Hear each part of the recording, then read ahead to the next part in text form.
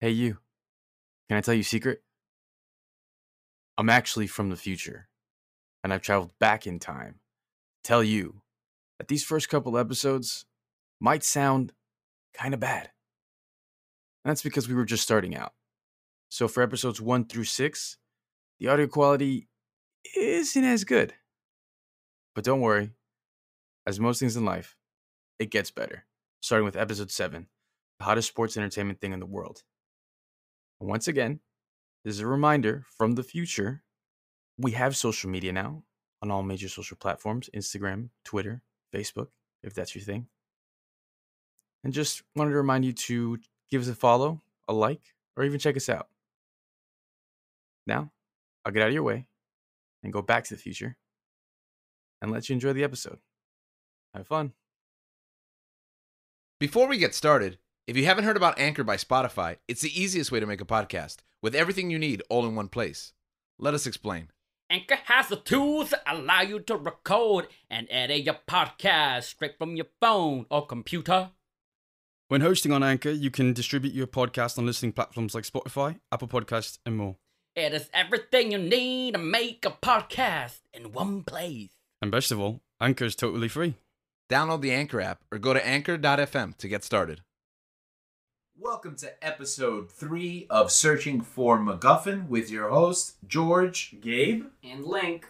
We've been exploring the different list top 5s for each of your hosts, the ones that we see as our favorites, and today's topic is anime. I am so excited about this list because I really enjoy watching anime. I got into it when I was in college because I just didn't want to hang out with people, so I just started watching anime. And the cool thing is that I was able to do it with my roommate, my best friend, so it was just fun having. It was a beautiful bonding moment, and I really enjoy it. So I'm excited about anime. I try to watch as much as possible, but there's times during the year where I can't because of work. However, during the summer, I like to dub my summers the summer of anime. I got this idea from Seinfeld, Summer of George. So I do the summer of anime, and that's when I just watch a whole bunch of anime. As much anime as possible. And I think last year, in my summer of anime, I probably watched like 6 or 7 animes. That might be, for some people, that might be kind of low. For some, that might be a lot. But that's how much I was able to do during the span of 2 months. And I really enjoyed it. In my list of animes, the one I want to start with, the one that sparks joy, is this anime called Mob Psycho 100. It's so fun. If you've never seen it, I totally recommend it. It's a combination of One Punch Man and My Hero Academia. And I love the humor in One Punch Man, and I just love the awesomeness of My Hero Academia. So this kind of combines it because it's this kid that's exactly like Saitama, like very OP, but doesn't care about life. And he's in high school, and he's navigating life, and it's just so much fun. I just love it. It's comedy. I love comedy. So the fact that it's hilarious, it's so great. So I recommend it. If you've never watched Mob Psycho 100, super short, only 2 seasons and a movie. So I recommend it. All right, so I haven't seen this. I haven't seen a lot of the newer anime. What exactly is it about? What's your pitch? I know you said it's a comedy, but like Mob Psycho, why? Mob Psycho. Yeah, like what's the plot basically? It's okay. So the plot is about this student, right? He is a psychic or an esper, but he's super powerful. Except he doesn't know it. He's just really powerful, but he's a very humble guy, super humble, kind of like Deku, but more humble. But because he's so humble, he doesn't really care about things. Here's where you see the Saitama part of it. But anyway, so he is a high school student, he's a high school student who has the ability to talk to the metaphysical, I guess. He's an esper, right? So his mentor is this guy. He's pretty much a con man. Who owns his business of like exorcising demons and stuff, right? But he's a con man, like that's all he is. But he abuses his relationship with this child who he met, thinking, oh, I'm your mentor, so you're gonna help me out. Right. And it's just the dynamic between both of them. One of them very shy, very timid. The other one's like, hey, I need to make money. I'm gonna use it as much as possible. I'm all super charismatic. and it's hilarious. And there's also moments where the mentor really cares about the student, and it's like, oh, he's not just conning him; he actually does care about him. So that's one of the reasons why I love it. All right. So with my journey for anime, I started off when I was very young, growing up in the household that I did. Family members are really into it. George can attest to this. We watched all different types of anime, and one of the ones I saw when I was a bit younger was Full Metal Alchemist. Now, this one is probably one of the first ones where like I began watching kind of on my own. I kind of stumbled upon it. It follows the story of these two brothers, Edward and Alphonse, and they are basically in a industrial revolution, steampunk type of world, and they practice alchemy, which kind of gives them like powers and things like that, and the different sciences to that. And it's a story of two brothers in search of this mythical, magical stone called the Philosopher's Stone, and they try to get to the stone to restore their bodies because they were trying to revive their mother. Now, along the way, there's a lot of crazy twists and turns. I personally like the animation, but this one hits a little home just because this is one of the first ones that I kind of sought out on my own. I also have Full Metal Alchemist on my list. I love that anime. Yeah. So it's so much fun. My boy Roy Mustang, the fire, Yeah. the fire alchemist. He's so cool, and R.I.P. I'm blanking on his name. The guy that dies. Hughes. No, oh man. You had yours. That's on you, bro. That's on you, bro. Cool. Yeah, I was about to get to that. The point is like Full Metal Alchemist is like must watch, and I haven't seen it, which kind of brings me to my point. I'm a classic anime fan, if even that. I mean, I grew up with a lot of it, and it was actually your dad, Gabe, who introduced me to it.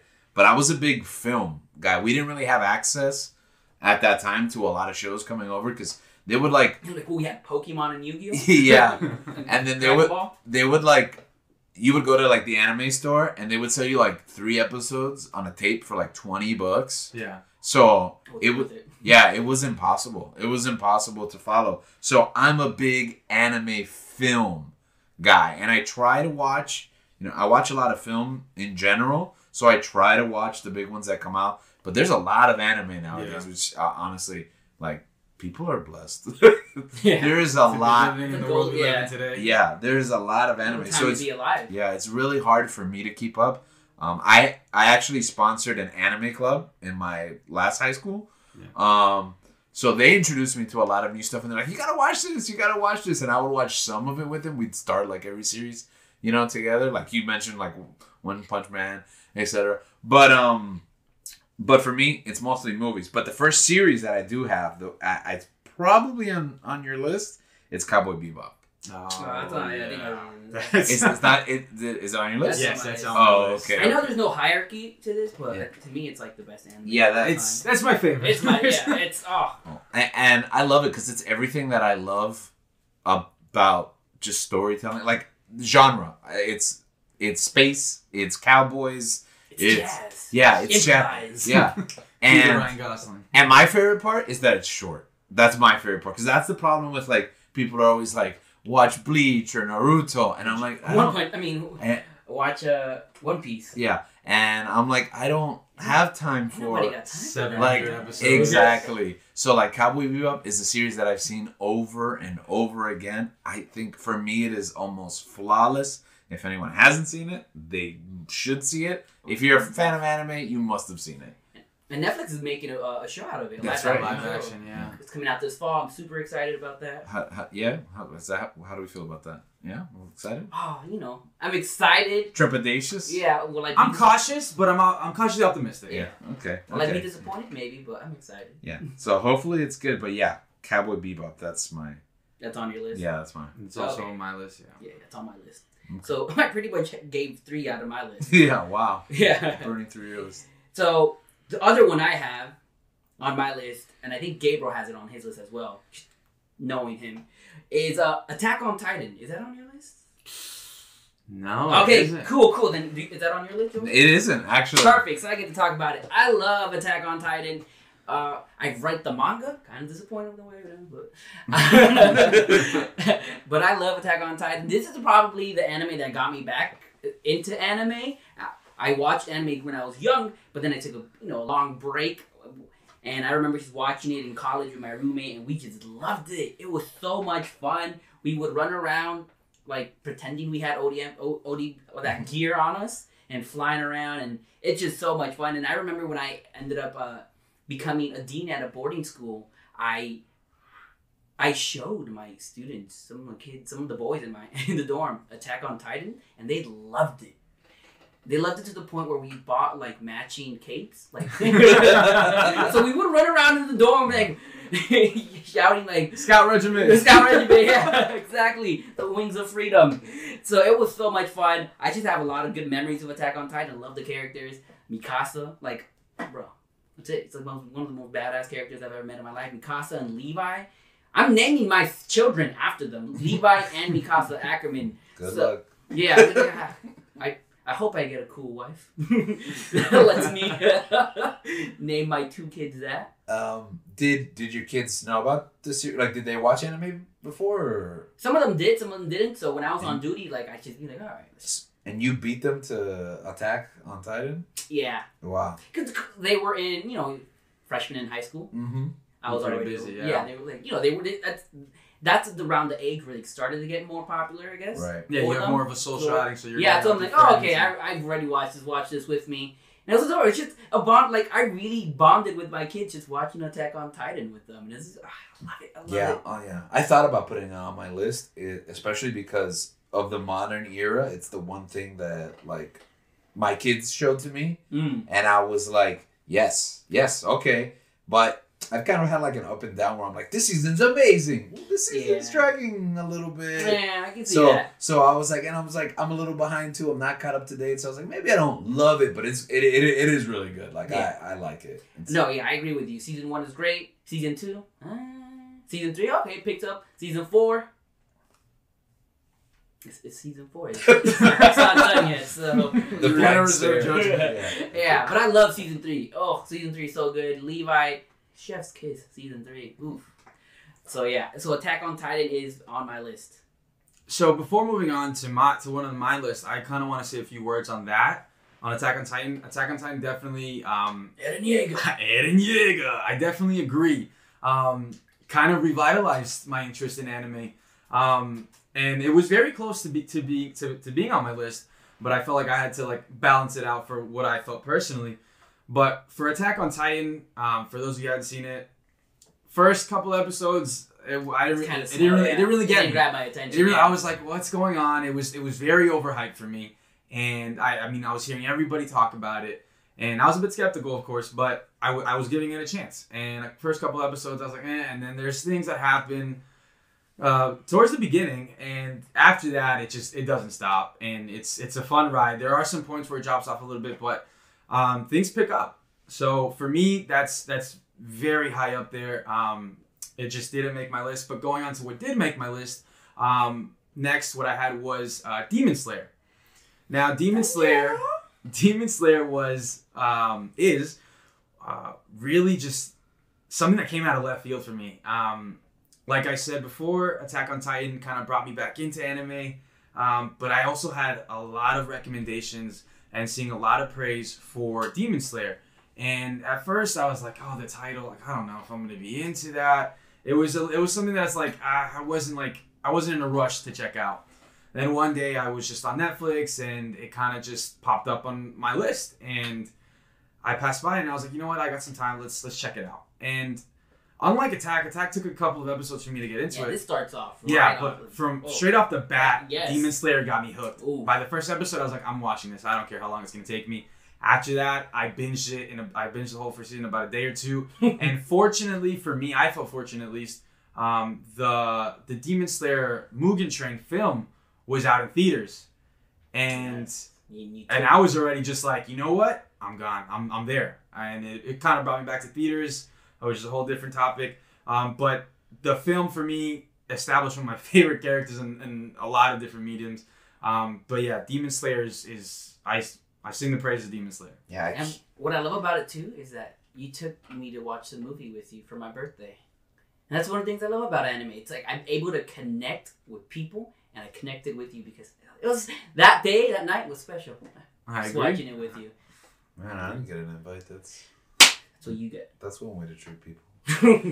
Well, I keep hearing this. People keep saying Demon Slayer, and it's like you said, the title is like, I don't know. And also, like, as a married man, that's gonna be a tough sell. You know, hey, you want to watch Demon Slayer? I don't know if she's gonna, but I guess I'm gonna have to put that on because it keeps coming up. Everybody keeps telling me. I mean, the most simple thing I think I can try and persuade you with is, for me, it's more of like samurai versus vampires, kind of. Uh-huh. That's the feel that I get for it. Obviously, they have their specifications. With Michael Jackson as a villain. Okay. With Michael Jackson as a villain. How does that not he's grab your a attention? great With villain. Michael Jackson as a villain. But aside from the beautiful animation that the story has, the story about the family that's in it it drags you in and it keeps you in, and just the people that you meet along the way, the journey that you go through. For me, it's up there for me. It's fantastic. That's great. Can't wait for season 2. Yeah.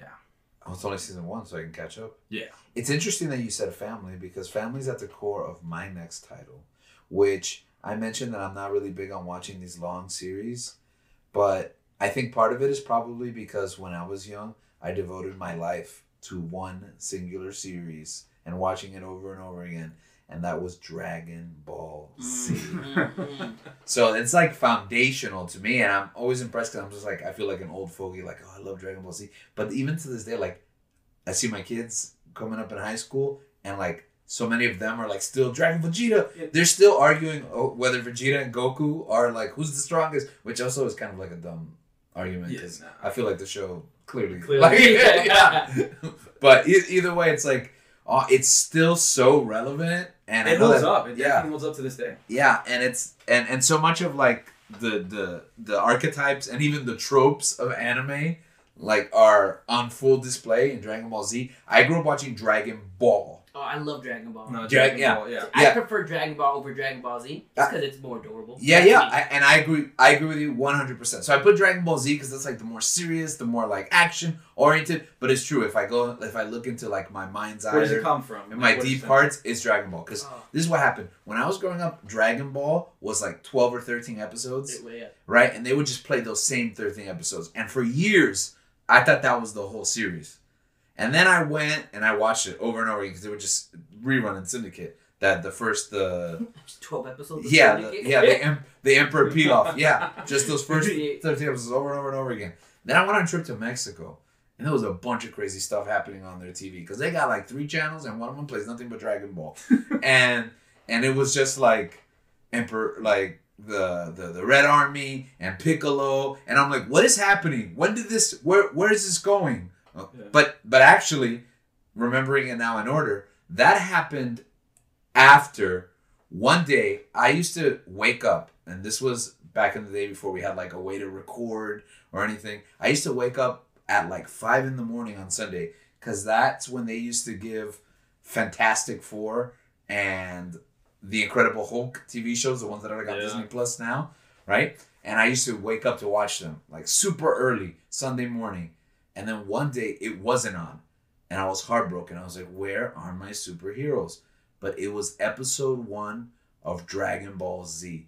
And I was like, what is this? Why is Goku an adult? Why is Goku an adult? Yeah, and remember, I only had the first 13 episodes, so I was like, oh my goodness, they made a sequel series to Dragon Ball, and they like fast forwarded, like he's an adult now, and he has a son that looks just like him, and it just blew my mind. Then I find out, oh, there's a bunch of years of stuff that we hadn't seen. Yeah. So I started, when I said, you know, it used to be 3 episodes for a $20 tape. I did it. I paid them. You know, I was buying like arcs of Dragon Ball. Then I had the International Film Channel that would play Dragon Ball Z without subtitles. And I was watching like Cell Saga. And like, this is amazing. I don't know what's going on, but this is incredible. I'm crying. All the sacrifices and deaths that are going on. And to me, it was just seeing those characters grow up in real time almost, growing up with you and kind of seeing yourself reflected in those characters.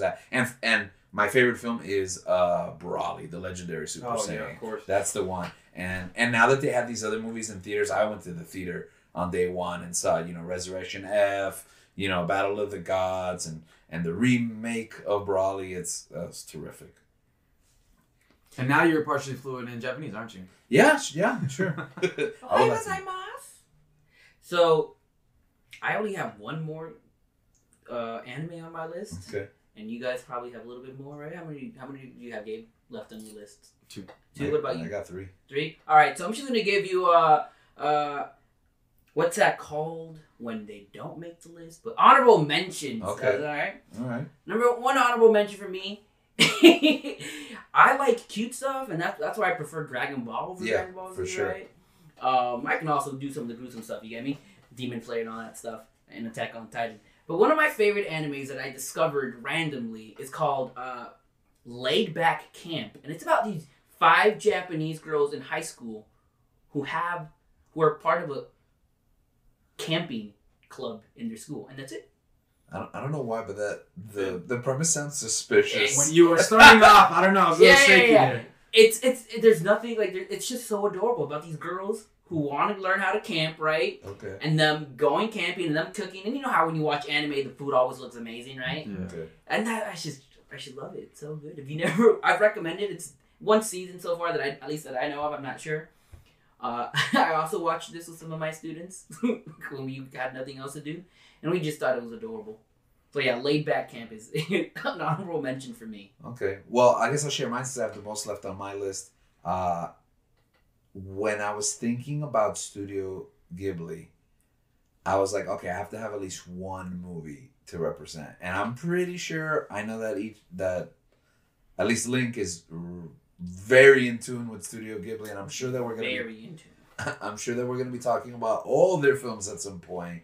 But if I have to represent Studio Ghibli with one film, I thought, well, which the one? And I think the one that brought me to them is probably the one that's like least like the other ones. That's Princess Mononoke.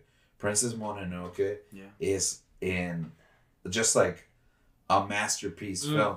And it almost hurt me to choose it because it was like, oh, but I like all these others for completely different reasons. But for me, when Mononoke came over here to the US, that was like, okay, they're taking anime seriously. Like, all-star cast, nominating it for Christian awards. Bale. You know what I mean? I believe it was produced by Miramax. No, it wasn't. It was, I think they had... How's Moving Castle's Christian Bale? Billy Bob Thornton is in... Billy Bob. Oh, really? Yeah, and there's a whole, I mean, Minnie Driver, who's Mononoke? Is like, was it Claire Danes? I thought it was Claire Danes. Yeah, Claire Danes, yeah. So, I mean, but it's just also like, it's unlike the other ones because it's so, I don't know, lack of a better word, edgy, sharp, dramatic, mature. You know what I mean? Like, it gets crazy, but it's so good. Like, I love that movie, yeah. Yeah, the iconography of it. And, like, I mean, if we're talking about honorable mentions, it's, like, probably, like, 15 other Studio Ghibli movies. Yeah. Like, are following right behind it. But, yeah, Princess Mononoke. An honorable mention for me, I think it would have to be Mobile Suit Gundam Wing. Mobile Suit Gundam Wing, I'm not going to lie, what got me was the toys. The toys, I was surrounded by the figurines, like, just the way that they were made. I had the tiny ones, the huge ones. It was something that I was like, man, where did these toys come from? They were obviously like my uncle's and my dad's. And then one day I saw it on the TV and I'm like, that's the toy. Mm-hmm. It's on the screen. And so I started watching it. Was I understanding it even? No. But when I started to obviously going back to looking for anime for myself, trying to be more independent and thinking for myself, I found myself back with Mobile Suit Gundam Wing, and I thought it was fantastic. And it was just me turning into a little kid, playing with the toys, watching the show, and that for me, it's things like that that just make it personal. Mm-hmm. A lot of things you like from your childhood that you learn to appreciate when you're older. Yeah. Right. And so one of those that did make my list was Akira, the movie Akira. That was another one where I was very young when I first saw it, and again, I didn't really catch much of it. I just saw this guy riding on a red motorcycle with like the fading lights and the city of Neo Tokyo, like after the war and stuff like that, and to me it captivated me visually. I couldn't really understand with the content, but speaking just from a visual aspect, it was very captivating. And I actually had a rewatch the other day, and I was like, man, yeah, this movie's fantastic. Just the different story, the different elements and themes of the film, and it opened like a door for me to see how people were living like that after the war. The type of life that they had to go to, especially with the children that didn't have homes anymore and things like that. So for me, it's a classic. I'm sure it'll be on many people's lists. But yeah, that's kind of where I sit with that one.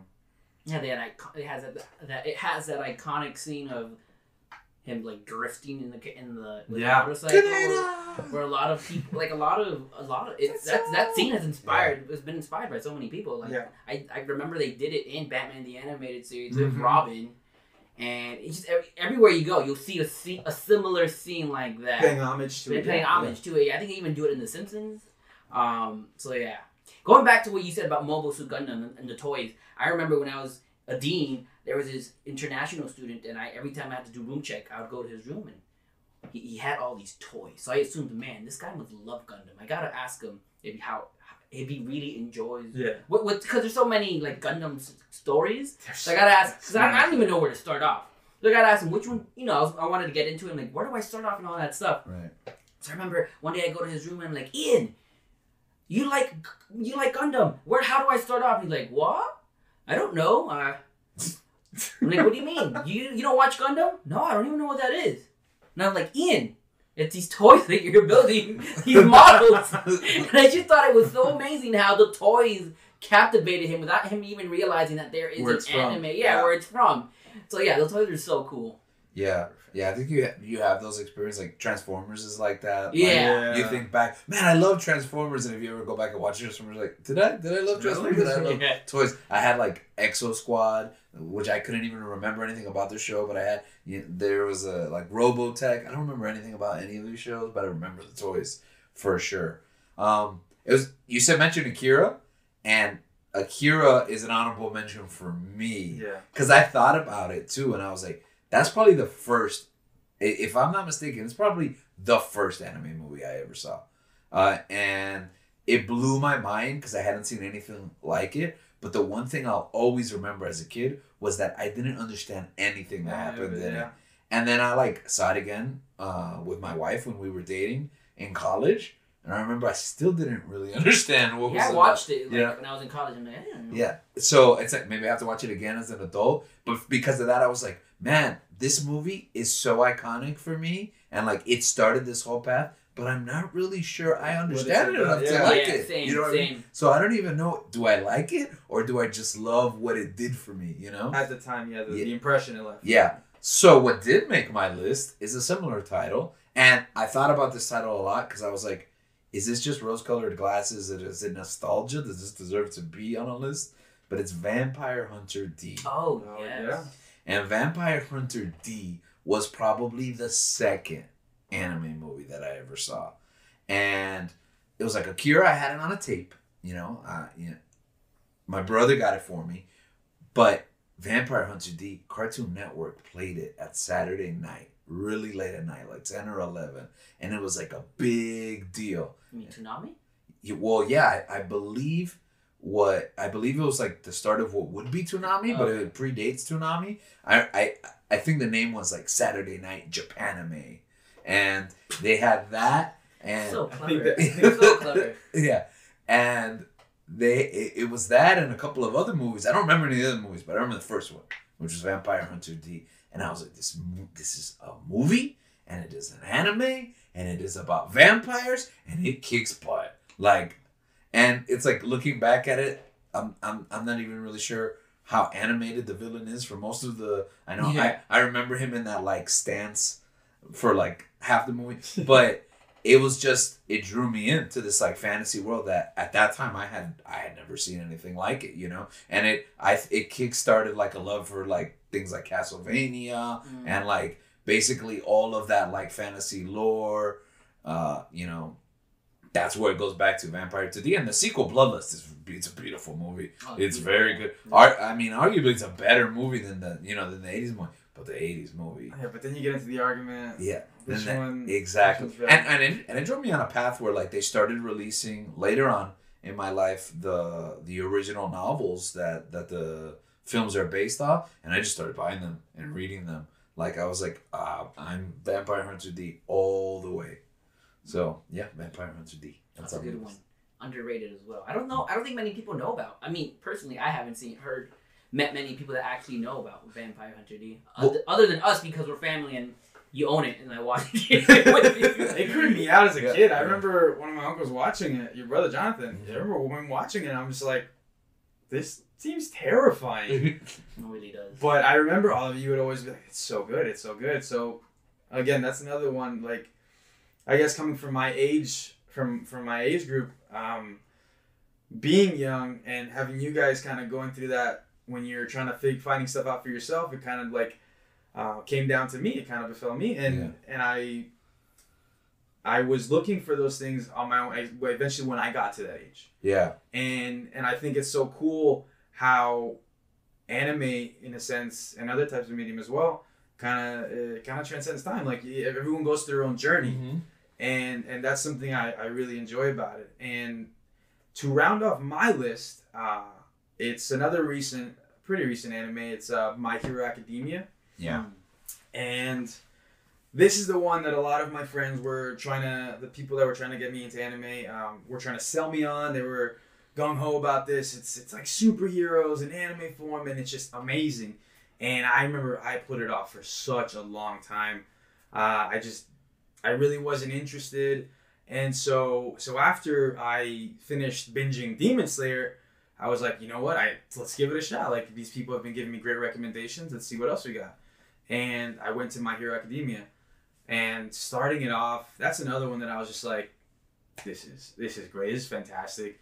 And going through the different seasons, the show is just, for me, it's this is why it makes my list. It's just the themes and the heroics, the bravery that comes with the hero tales and all and such like that. But it also has the innocence of a kid starting high school. It's like a freshman starting high school, and so relatable. Exactly. And not to like spoil anything for those who haven't seen it, which I definitely recommend you do. Me. Yeah, you. The main character dies. Sorry, spoiled it for I don't even know if I should take that serious or not. Okay. So, with what happens, like the main character is just this kid. He's basically coming into high school, new experiences, and he's just one of those characters that's pure of heart. Like he's one of those kids that you just can't help rooting for, and he embarks on a journey to become the ultimate hero and things like that. And the friends and the lessons he learns along the way are just incredible to watch. And so once you start watching it, you kind of just get thrown into this world, this story where heroes are normalized. That's like a job, basically. It's monetized and things like that. And so for me, it takes the epicness of superheroes, but also the subtle nuances and the little things of high school. And it for me, it does a very good job of blending them, mixing them together, and pacing it as well. So that rounds about my list for anime. Since you're talking about My Hero Academia and about superheroes, because I feel like I have the anti My Hero Academia one next, and in my list it's One Punch Man, because it's literally like the same exact thing, right? Yeah. Like superheroes, or it's monetized, but this just makes fun of the whole genre, like the whole genre of anime.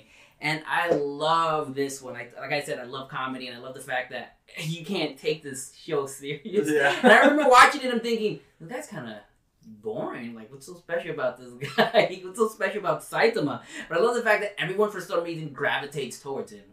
Like he has a disciple that's so much strong, not stronger than him because he's One Punch Man, right? But it's so much like impressive and spectacle. Exactly, and he's like, what was his name?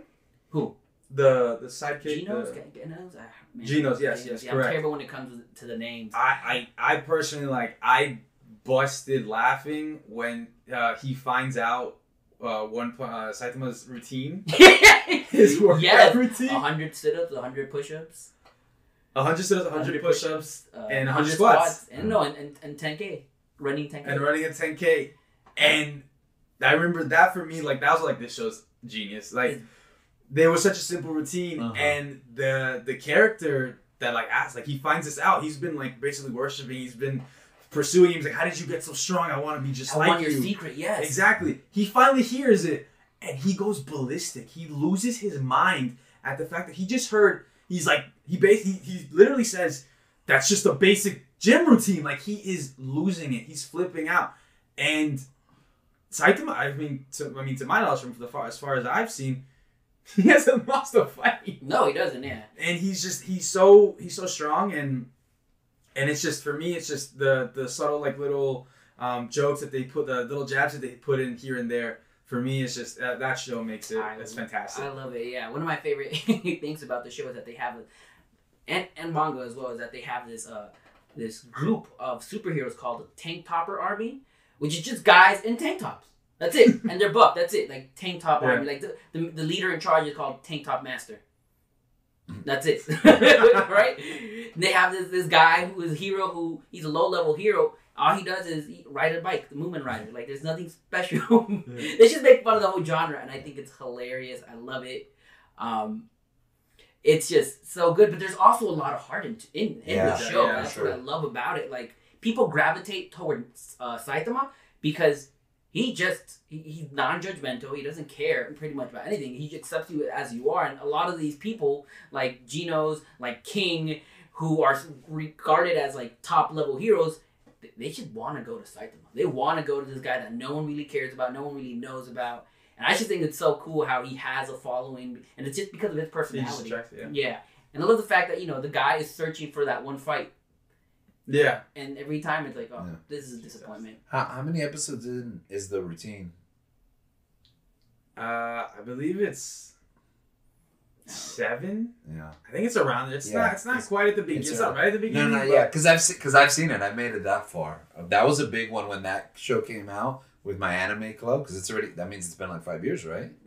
Yeah, that was a big one. So we made it like at least that far, because I've seen that, and you guys are right. It's interesting. You had My Hero, you had One Punch Man. The superhero fatigue is something like My Hero is definitely on my list of to watch, especially because I'm a sucker for the movie structure, because I love the movies. So when you pay off a season in a movie and then you can come back or whatever, I'm not sure exactly how the dynamic is because I haven't seen it, but I definitely want to watch it. But superhero fatigue has been a big thing for me. I love superheroes. I love capes. I love costumes. But there's so much of it out there, and I feel like everyone's recommendation is like Invincible, The Boys, Superman and Lois, Snyder Cut, and I'm like, 5 Marvel shows on Disney Plus, and I was like, I love them, but man. So my top pick here, and I know it's not a top pick, but I do think that this movie is one of the best movies ever. Period. It's something a little more realistic, a little more grounded, and that's Grave of the Fireflies. Oh yeah, that's too depressing. Yeah, so I know. I can't watch real. that. I'm not watching that movie ever again. Yeah, Link, you've literally only seen it once, right? No, twice. Oh, you've seen it twice? Okay. So both times forced by you and my sister. I watched this movie. I've watched this movie several times, and I've even used it in the classroom. This movie's amazing. This movie is, if people hold up movies like Saving Private Ryan, and for good reason, but this movie is not quite the antithesis to that, but the other perspective of it. You know what I mean? To see it in the way that like Dunkirk is like the British perspective, which we don't usually get. The Japanese perspective, but specifically in that time period for that event, it's For those of you that aren't aware, Grave of the Fireflies is, super famous movie.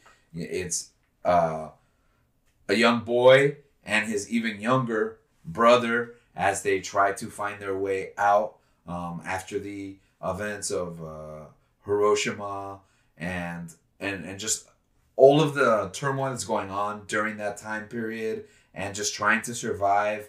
And it's just so real. It's so real that, like, I don't even think of it as animation, which is, a disservice to animation because animation is as powerful as any other film medium. But it's just like, it's so human. Yeah.